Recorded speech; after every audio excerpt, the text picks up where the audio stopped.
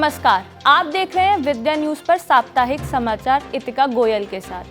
पेश है अब तक के मुख्य समाचार। पीएम मोदी ने लॉन्च किया ई-रूपी, एनपीसीआई ने किया विकसित। देश में 3 तलाक के मामले 80% घटे। कानून लागू होने से पहले यूपी में थे 63,000 केस।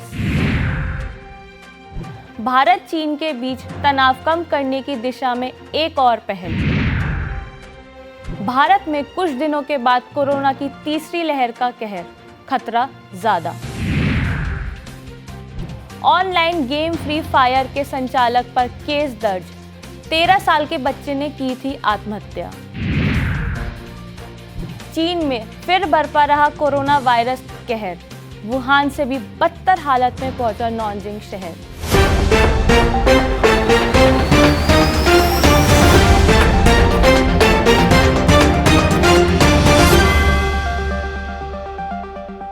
अब खबरें विस्तार से। प्रधानमंत्री नरेंद्र मोदी ने डिजिटल पेमेंट सॉल्यूशन ई-रूपी को किया लॉन्च। प्रधानमंत्री ने इसे वीडियो कॉन्फ्रेंसिंग के जरिए किया लॉन्च। ई-रूपी एक प्रीपेड ई वॉचर है जिसे national payments corporation of India यानी एनपीसीआई ने विकसित किया है। इसके जरिए कैशलेस और काउंटलेस पेमेंट होगा। ई-रूपी एक क्यूआर कोड या एसएमएस स्टिंग आधारित ई वॉचर है। इस वन टाइम पेमेंट मैकेनिज्म के यूजर सर्विस प्रोवाइडर पर कार्ड, डिजिटल पेमेंट ऐप या इंटरनेट बैंकिंग एक्सेस किए बिना वाउचर को रिडीम कर सकेंगे।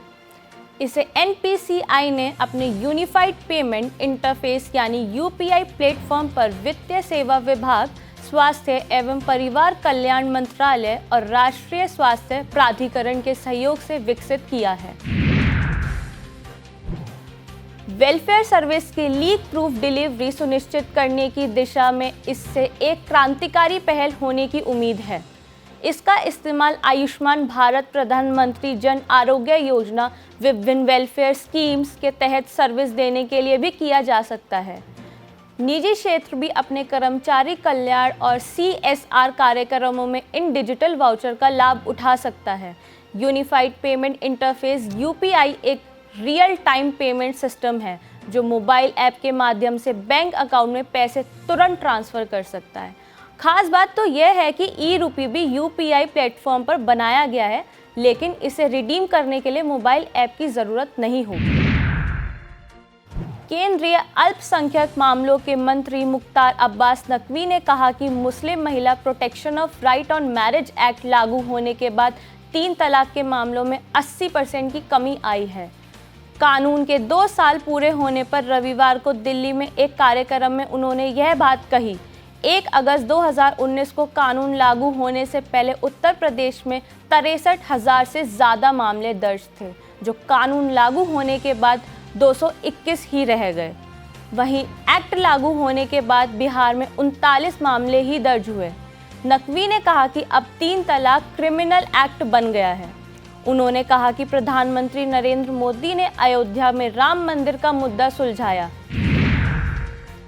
जम्मू कश्मीर से आर्टिकल 370 हटाया और महरम कानून को खत्म किया।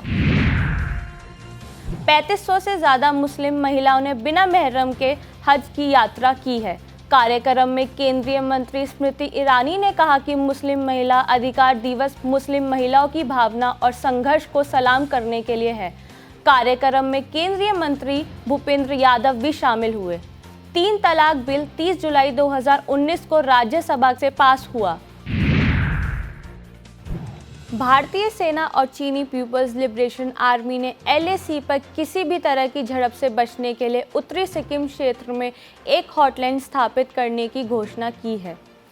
भारतीय सेना ने एक बयान में कहा कि सीमाओं पर विश्वास और सौहार्दपूर्ण संबंधों की भावनाओं को आगे बढ़ाने के लिए उत्तरी सिक्किम में कोंगरा ला में भारतीय सेना और तिब्बती क्षेत्र के खंबा जोंगू में चीन सेना PLA के बीच यह हॉटलाइन स्थापित की गई है। दोनों देशों के बीच यह 6ठी हॉटलाइन है। यह आयोजना PAL दिवस के साथ हुई। 1927 में PLA की स्थापना हुई थी। भारतीय सेना ने कहा कि दोनों देशों के बल के पास जमीन कमांडर स्तर पर संचार के लिए अच्छी तरह से स्थापित तंत्र है। विभिन्न क्षेत्रों में ये हॉटलाइन इसे बढ़ाने और सीमाओं पर शांति बनाए रखने में एक लंबा सफर तय करती है। उद्घाटन में संबंधित सेनाओं के ग्राउंड कमांडरों ने भाग लिया और हॉटलाइन के माध्यम से मित्रता के संदेश का आदान प्रदान किया गया। भारत में कोरोना के मामले कम होने के बाद फिर एक बार बढ़ते नजर आ रहे हैं। पिछले 5 दिनों में देश में कोरोना के केस 40,000 के पार आ रहे हैं। इस बीच विशेषज्ञों ने कोरोना की तीसरी लहर को लेकर चेतावनी जारी की है, जिससे लोग चिंतित हैं। विशेषज्ञों की माने तो अगस्त के महीने में कोरोना की तीसरी लहर आ सकती है। तीसरी लहर के दौरान हर रोज 1 लाख कोरोना केस सामने आ सकते हैं और खराब स्थिति में कोरोना के मामले 1.5 लाख तक भी पहुंच सकते हैं। हैदराबाद और कानपुर आईआईटी में मथुकुमल्ली विद्यासागर और मनिंद्र अग्रवाल के नेतृत्व में शोध किया गया। विशेषज्ञों के अनुसार अगस्त के महीने में शुरू होने वाली तीसरी लहर अक्टूबर में अपने पीक पर नजर आएगी। इनका हवाला देते हुए ब्लूमबर्ग ने खबर दी है कि कोरोना संक्रमण के मामले में हो रही वृद्धि कोरोना वायरस महामारी की तीसरी लहर को आगे बढ़ाने का काम करेगी। विशेषज्ञों ने कहा है कि केरल और महाराष्ट्र में जिस तरह कोरोना के मामले सामने आ रहे हैं, इससे स्थिति खराब होने के आसार भी हैं। Chhatarpur online game free fire में 40,000 रुपये हारने के बाद 13 साल के कृष्णा पांडे की आत्महत्या के मामले में सिविल लाइन पुलिस ने गेम के संचालक के खिलाफ नाबालिग को आत्महत्या के लिए प्रेरित करने का केस दर्ज कर लिया है।